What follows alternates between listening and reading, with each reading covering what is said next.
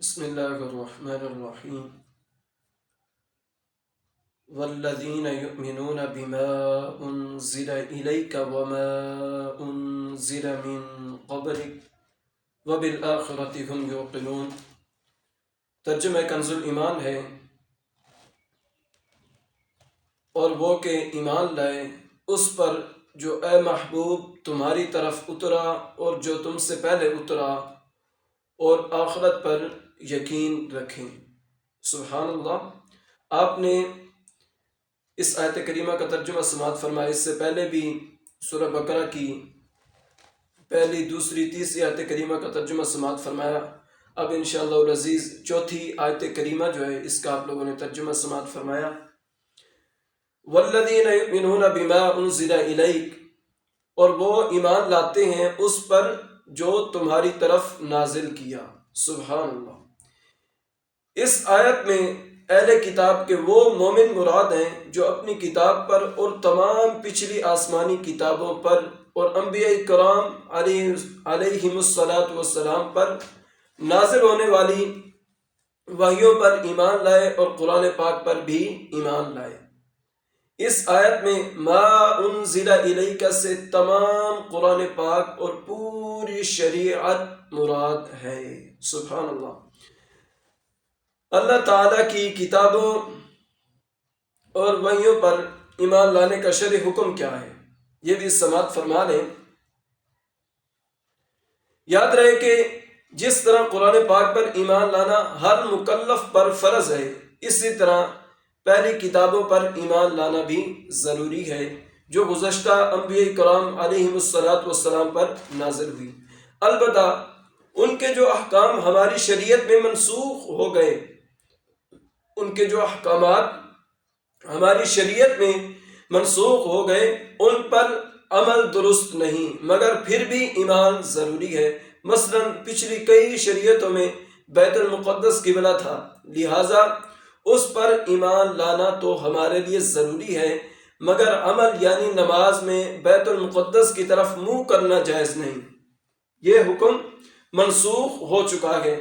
نیز یہ بھی یاد رکھیں کہ قرآن کریم سے پہلے جو کچھ اللہ تعالیٰ نے اپنے انبیاء کرام علیہم الصلاۃ والسلام پر نازل فرمایا، ان سب پر اجمالاً ایمان لانا فرض عین ہے۔ یعنی یہ اعتقاد رکھا جائے گا کہ اللہ تعالیٰ نے گزشتہ انبیاء کرام علیہم الصلاۃ والسلام پر کتابیں نازل فرمائی اور ان میں جو کچھ بیان فرمایا سب حق ہے۔ قرآن شریف پر یوں ایمان رکھنا فرض ہے کہ ہمارے پاس جو موجود ہے اس کا ایک ایک لفظ اللہ تعالیٰ کی طرف سے ہے اور برحق ہے۔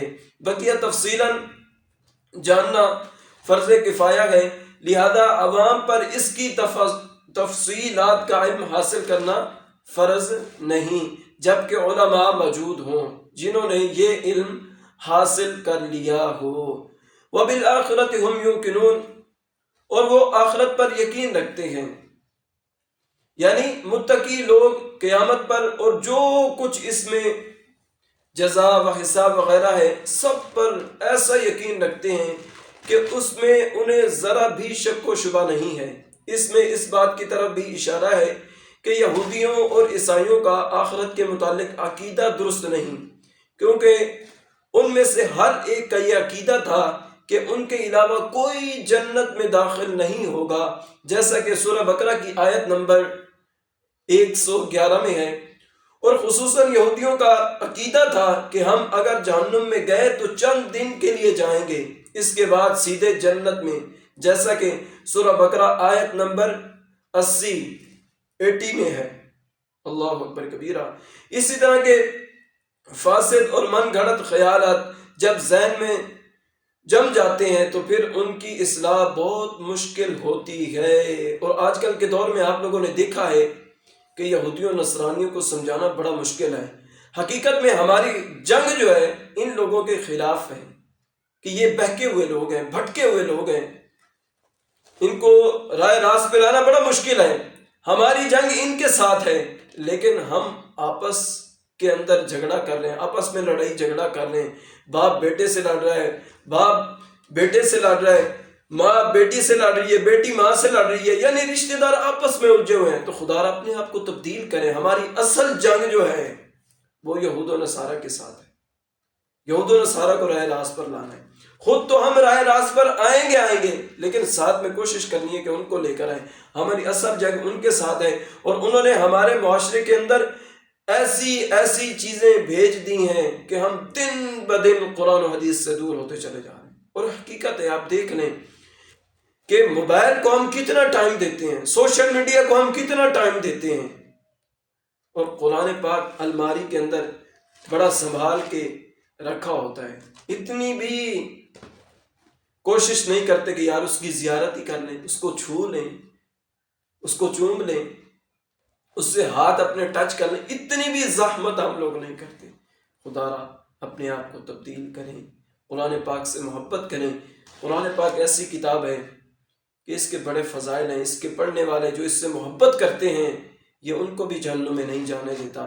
اگلی آیت کریمہ سماعت فرمائیں۔ اللہ رب العزت نے سورہ بقرہ کی 5ویں آیت کریمہ میں ارشاد فرمایا، اولئک علی ھدی من ربہم واولئک هم المفلحون۔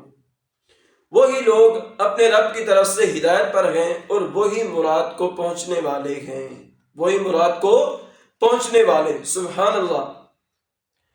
ہم المفلحون، وہی فلاح پانے والے ہیں، یعنی جن لوگوں میں بیان کی گئی صفات پائی جاتی ہیں وہ اپنے رب عز و جل کی طرف سے عطا کی گئی ہدایت پر ہیں، اور یہی لوگ جہنم سے نجات پا کر اور جنت میں داخل ہو کر کامل کامیابی حاصل کرنے والے ہیں، سبحان اللہ۔ اور حقیقت ہے، اس میں کوئی شک و شبہ نہیں ہے۔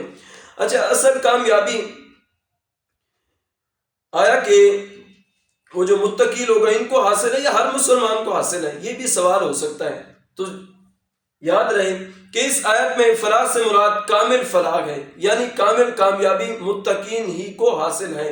ہاں، اصل فلاح ہر مسلمان کو حاصل ہے، اصل فلاح ہر مسلمان کو حاصل ہے جو دنیا سے ایمان کی حالت میں گیا، نہ کہ کفر کی۔ جب کفر میں گیا تو پھر وہ کون سا مسلمان ہوا؟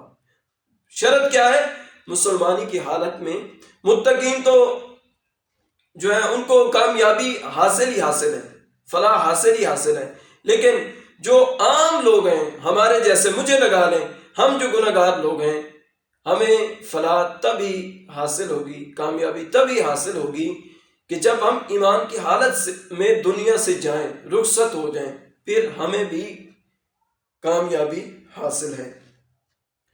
فلاح ہر مسلمان کو حاصل ہے، اگرچہ وہ کتنا ہی گناہگار ہو، کیونکہ ایمان بذات خود بہت بڑی کامیابی ہے جس کی برکت سے بہرحال جنت کا داخلہ ضرور حاصل ہوگا، اگرچہ عذاب نار کے بعد ہو، اگرچہ عذاب نار کے بعد ہو۔ میں نے پہلے بھی عرض کی، شرط کیا ہے کہ ایمان کی حالت میں جائیں، یقین جانیں موت کے وقت اگر کلمہ طیبہ نصیب ہو جائے تو پھر اور ہمیں کیا چاہیے، اور ہمیں کیا چاہیے؟ اس سے بڑی خوش قسمتی کیا ہو سکتی ہے؟ تو خدا را قرآن کریم سے محبت کیا کریں، احادیث مبارکہ پڑھا کریں، عمل کیا کریں۔ پڑھ نہیں سکتے جو احباب، عربی نہیں پڑھ سکتے، اردو نہیں پڑھ سکتے، وہ اس طرح کے یہ جو بیانات ہوتے ہیں علماء کے، ان کے سنا کریں اور فائدہ اٹھایا کریں اور پڑھنے کی بھی کوشش کیا کریں۔ تو آپ جو احباب ناظرہ قرآن نہیں پڑھ سکتے وہ بھی کمنٹ سیکشن میں بتا دیا کریں کہ ہمیں یہ مسئلے درپیش آ رہے ہیں، اس کا حل بتا دے، تو انشاءاللہ کوشش کی جائے گی۔ جو آپ کے قریبی علماء ہوں گے، دوست احباب ہوں گے، ان کے یہاں گزارش کی جائے گی کہ وہ آپ کو ٹائم دیں گے، وہ آپ کو پڑھائیں گے، صرف اور صرف اللہ کی رضا کے لیے پڑھائیں گے۔ تو خدا را آپ پریشان نہ ہوا کریں، عمر کو نہ دیکھیں کہ آپ ضعیف ہو گئے ہیں، بڑے ہو گئے ہیں، تو آپ کہیں گے کہ ہمیں طرح طرح کے لوگ باتیں کریں گے کہ آپ اتنا بڑا ہو گیا، میرا سر کھانے۔ یہ ساری غلط چیزیں ہیں، یہ شیطانی خیالات ہیں، یہ شیطانی وسوسے آپ کے ذہن کے اندر پل رہے ہیں۔ اس سے چھٹکارا پائیں، ایک لمحہ بھی مل جائے نا